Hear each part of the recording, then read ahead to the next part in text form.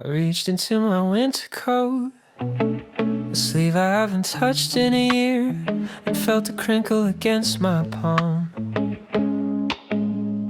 A small curled piece of paper, a faded receipt from that convenience store near your old place. The ink is almost gone, bleeding into white nothingness, just like the promises we made under the flickering neon sign. I can barely make out the date, but I remember the wind was sharp that night. We bought 2 cheap beers, a bag of salty chips, and that overpriced chocolate you insisted on having because you said life was too bitter.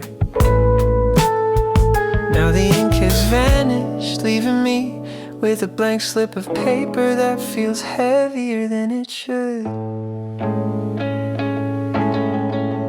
Why is my memory so much sharper than this ink? Why does it haunt me the way the light hit your eyes near the freezer aisle? I should just toss it in the bin along with the rest of the trash, but I'm holding on to the ghost of a transaction, a price I paid for a night that never really ended for me. The numbers are gone, the total is 0, but the cost of losing you is still accruing interest in my chest. You're a faded record of a purchase I can't refund, a tiny piece of paper that I'm tucking back into my wallet, tucked away like a secret I'm too cowardly to tell. I tried to trace your name over the white space with my fingernail, hoping to spark a memory that hasn't turned into a sigh. The store is probably still there, selling the same beers to some other couple who thinks they found forever between the aisles. Time is a cruel auditor, it erases the details, but leaves the dead. I'm standing here, staring at a blank slip, wondering if you also have a piece of paper tucked away somewhere, or if your wallet is clean and empty of us.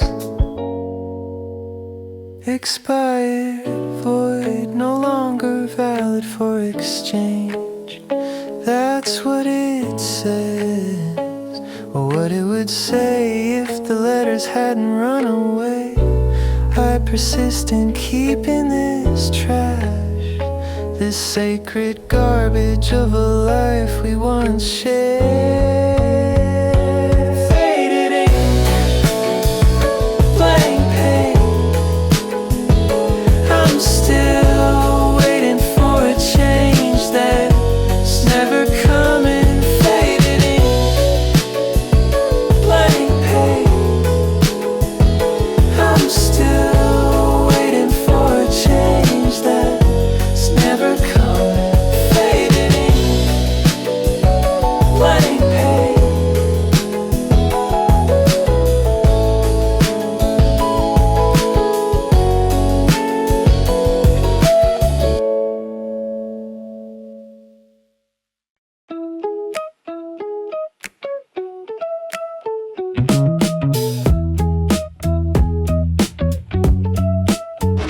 It's a rainy Tuesday night, the kind of night where the hunger feels more like a hole than a craving. I open the app, the colors bright and mocking, and there it is, right at the top of the list. Your old apartment, 2nd floor, at the end of that narrow hallway where the light bulb always buzzed. I haven't been there in months, I don't even have the key anymore, but my phone still thinks it's where I belong. Set as default it says, and my thumb hovers over the screen. Paralyzed by a digital ghost, I can almost smell the spicy rice cakes we used to order at midnight, laughing as we burned our tongues. One tap and I'm back there in my mind, one swipe and it's gone. But I'm a coward, stuck in a loop of a location that doesn't exist for me anymore. I can't delete the ghost of your address, the way the app still asks if I want it delivered to your door. Leave it at the entrance, don't ring the bell. The memo I wrote when you were sleeping off a long long day. Now someone else is opening that door. Someone else is taking the bag I should have bought. I'm a wanderer on a map with only one destination, and it's a place I'm not allowed to enter.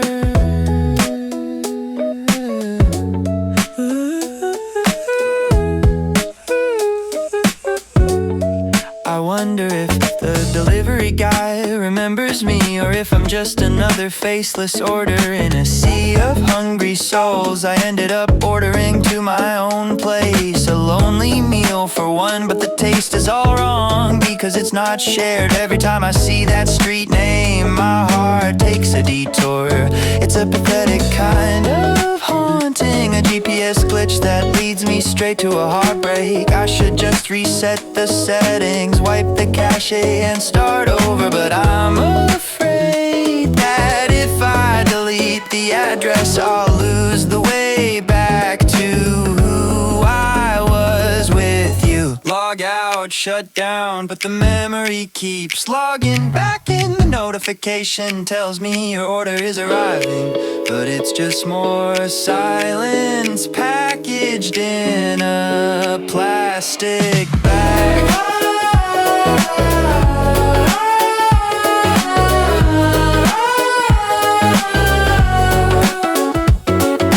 Destination unreachable, address not found, but I'm still looking at the map.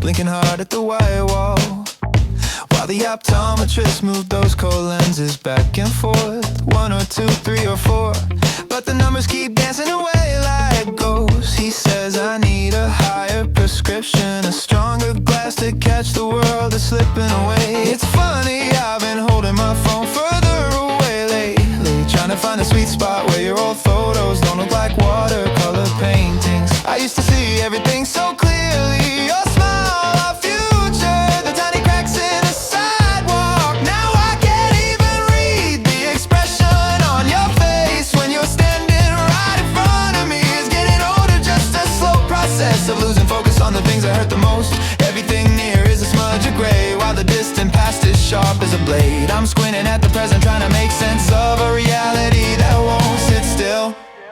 My eyes are dimming, but my heart is still staring at you.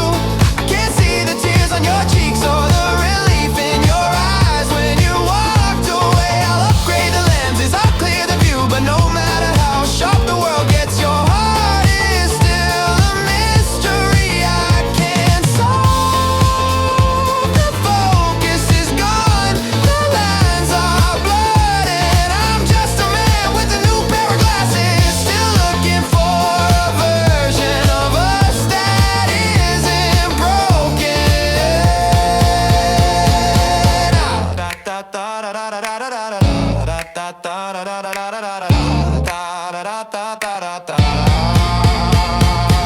I stepped out into the street with my new vision, and the world was terrifyingly bright. I can see the dust on the windows across the street and the wrinkles on the forehead of a stranger passing by. But when I try to remember your last expression, it's like looking through a foggy window. I should have sharpened my vision sooner. Maybe then I would have seen the boredom in your eyes, or the way you started pulling back before you actually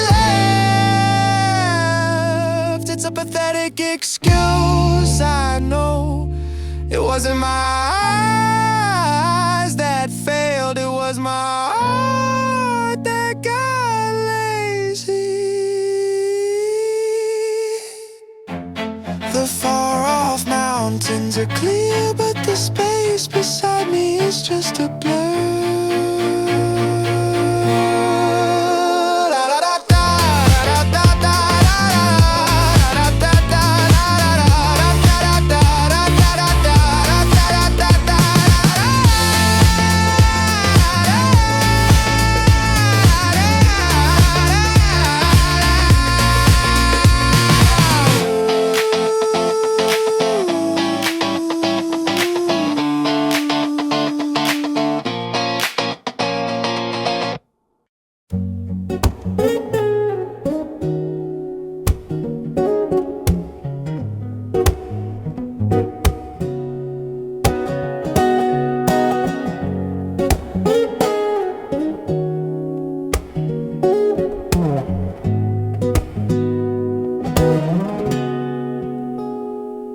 The city light bleeding through the wet glass as I settle into the very last row of the red Yamuda bus.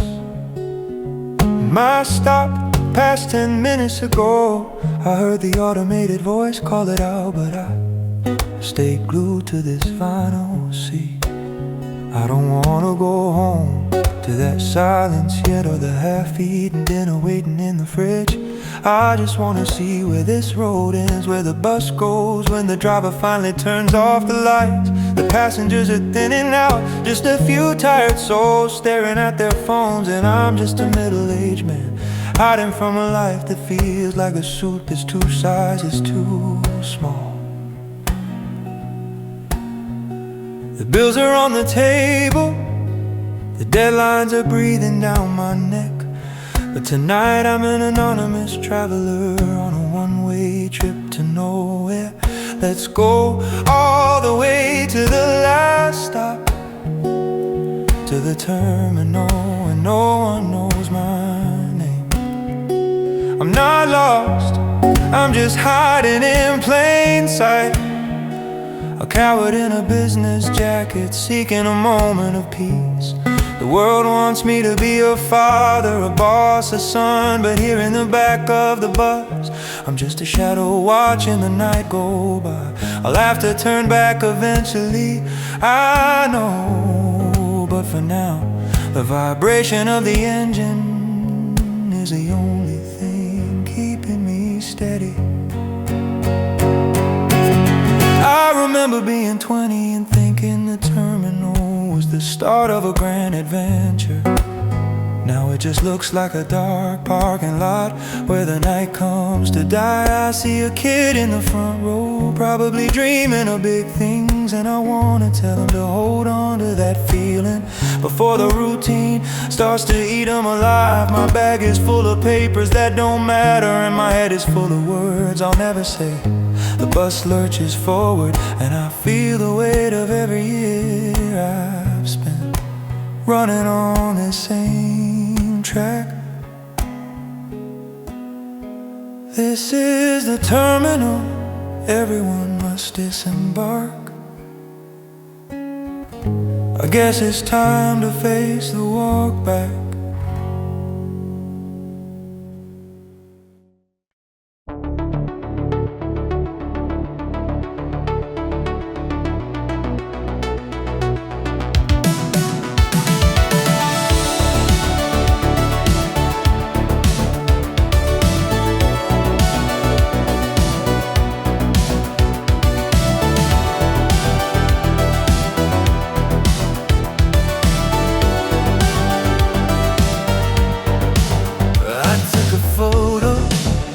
That old camera you gave me, the one we used to document that summer in Busan.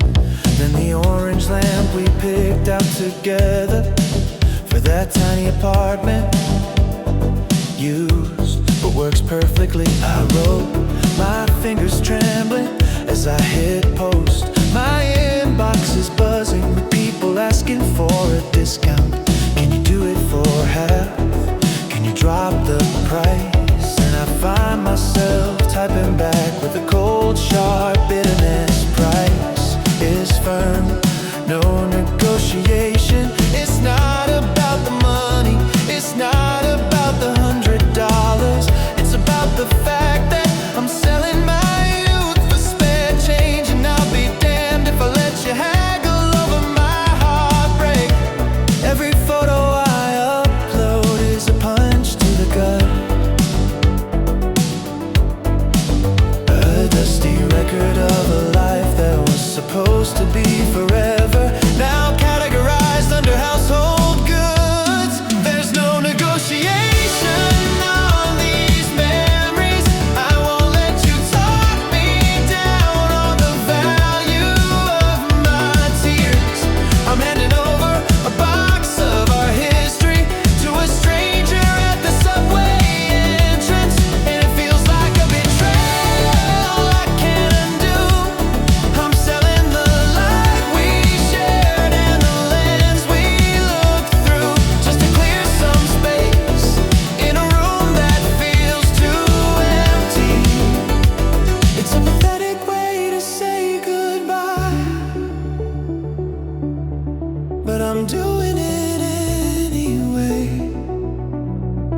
Just don't ask for a discount.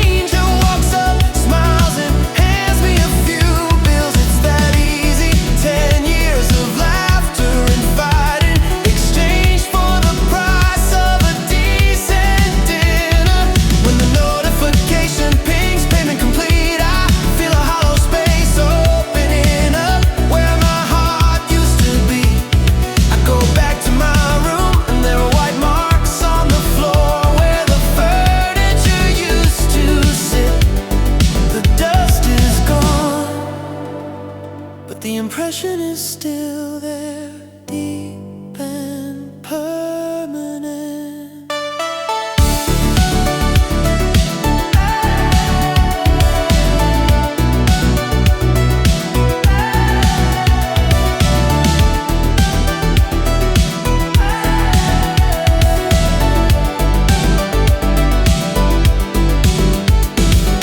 Heart and soul, heart still in stock, no buyers for the loneliness.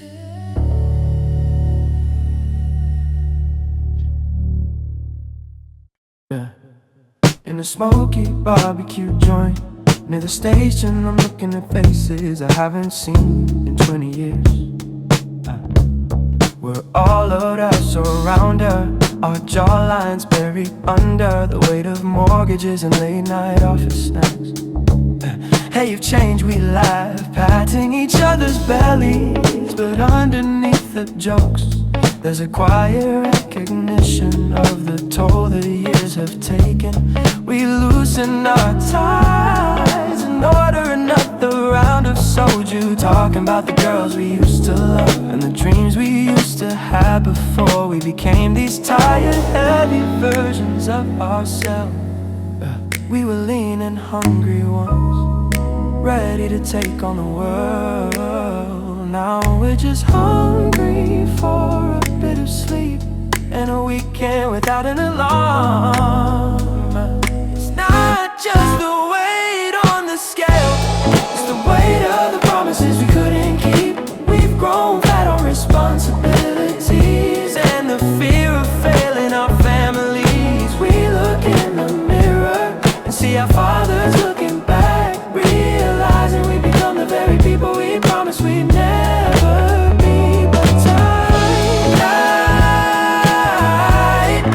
let's be those boys again, the ones who could run for miles without losing their breath, even if it's just for one more bottle. One guy's talking about his stocks, another is showing off photos of his kids. But when the laughter dies down for a second, I see the slump in their shoulders. We're all soldiers in a war we didn't sign up for, fighting the slow crawl of time with expensive vitamins and quiet sighs. We say we should play golf sometime, a hollow promise to meet again, but we know we'll just go back to our separate lives, carrying our heavy hearts and our heavier bodies back to the ground. Take care, you old fool, see you in another 20 years.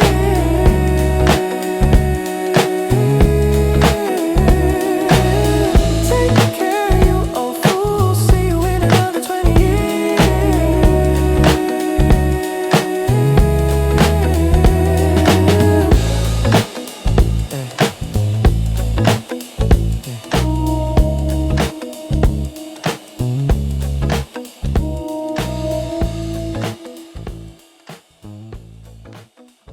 Yeah, it turned sharp this morning. So I pulled that old box from the top of the closet. On top was that beige knit sweater I wore all through last winter. I unfolded, and a faint scent of fabric softener hit me. And underneath that, a trace of you. Memory is a persistent thing, isn't it? I thought I washed it a dozen times, but you're still hiding between the fibers. I found a single long hair on the sleeve, and I just stood there paralyzed. It's definitely yours. Why is this tiny, fragile thing still holding on to me after all this time? The seasons are moving forward, but I'm still stuck in a loop. I'm putting on a garment that feels like an old itchy wound. This sweater feels loose, or maybe I just shrunk because my heart is empty. It used to fit me perfectly when you were the one wrapping a scarf around my neck. Now it's just a woolen cage full of echoes, and the smell of a year I can't get back. The fabric is scratching my skin, a soft kind of pain that reminds me of the way you said goodbye. I should throw it away, but I know I'll wear it until the spring comes. I stand in front of the mirror, trying to straighten the collar, but I keep seeing your hands in the reflection. I wonder what you're wearing today. If you bought a new coat for a new life, do you have a sweater that still smells like me? Or did you burn everything the moment the sun came out? I spray some perfume to drown you out, but the knit is deep and the scent is stubborn. I'm a coward, walking out into the cold, wearing a memory I should have outgrown months ago. I'm walking out into the wind, wrapped in a ghost.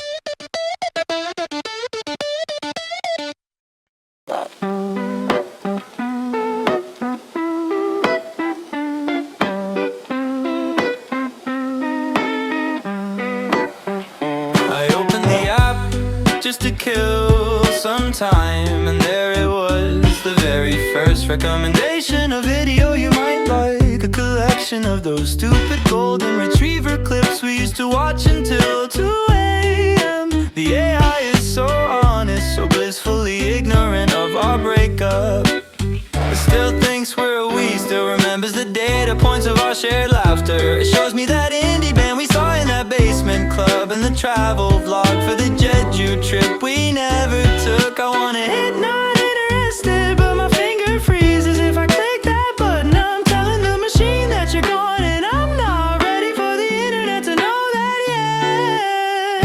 The algorithm is still in love with us. It's building a world where we're still together, one recommendation at a time. The machine is more loyal than you were. It keeps delivering your taste to my doorstep. The screen is full of a happy world we used to inhabit, while my room is just a dark box of silence.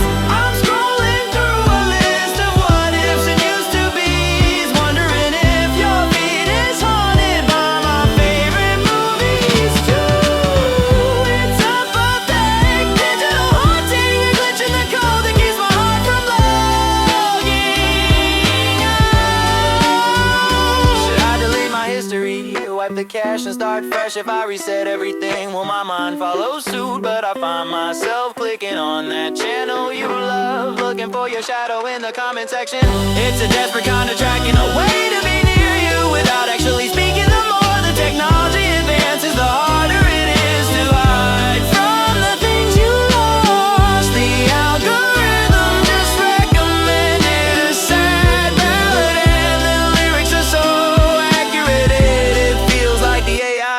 at me. Next video in 5 seconds. I think I'll just let it play.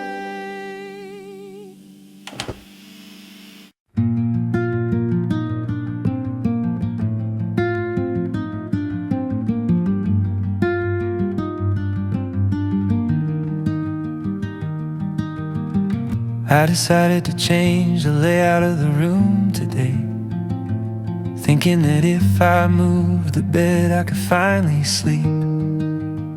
I pushed the heavy frame toward the window, dragging it across the floor with a grunt of effort. When the space was clear I saw them, the white marks on the floor where the legs used to sit. The wood is pale, they're protected from the sun all those years, like a scar on the skin of the house. I tried to scrub them away, but the floor is permanently marked. Just like my heart, I've rearranged the world, but my path still leads to a ghost. The room is wider now, but the emptiness is even heavier. I'm trying to redesign a life that's missing its centerpiece. Rearranging the furniture won't change the view from my soul, no matter where I put the bed.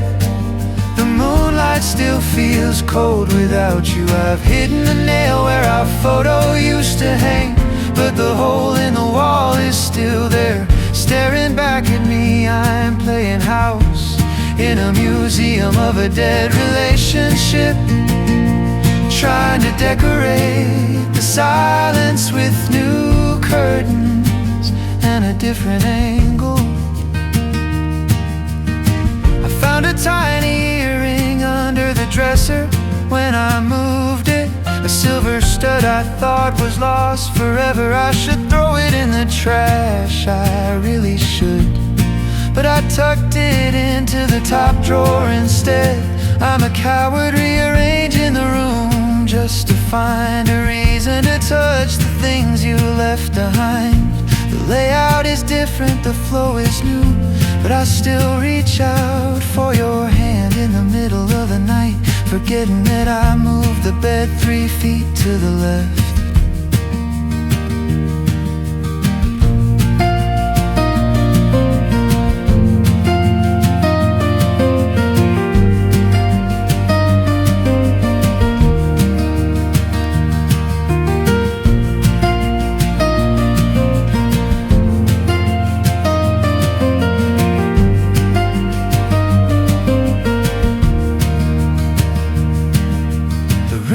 Fresh, but the air is stale. I'm still living in your shadow.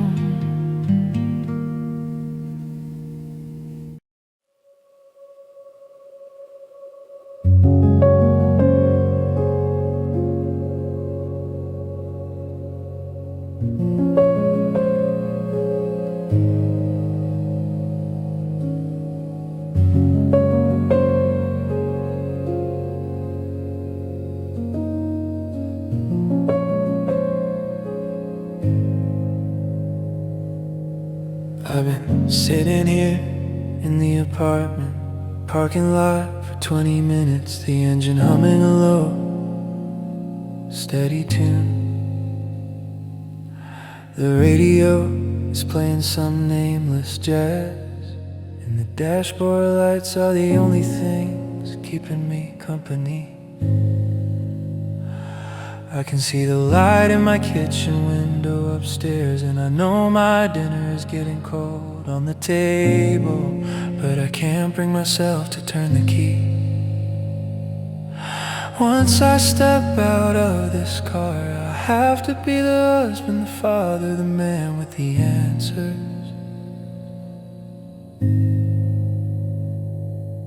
Here in this metal box, I can just be a person who is tired.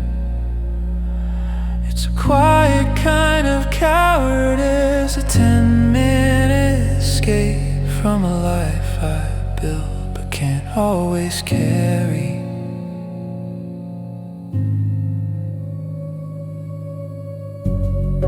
The world outside is waiting for its hero,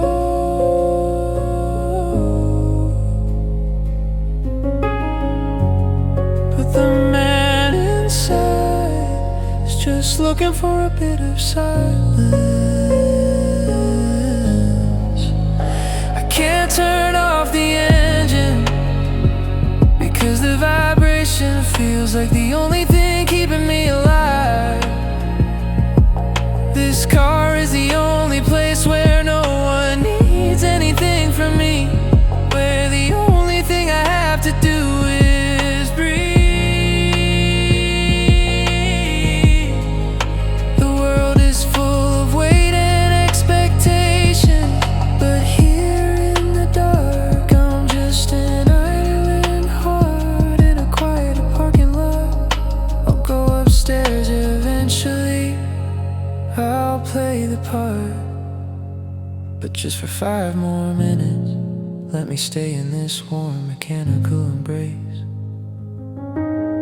I see my wife's name pop up on the screen, and I wait for the 3rd ring before I answer. Yeah, I'm just pulling in. And I lie my voice smooth and practiced. I'm smoothing out the wrinkles in my soul before I face the people I love. I wonder if my father did this too, if he sat in his old sedan, staring at the steering wheel, trying to find the strength to be the man everyone thought he was.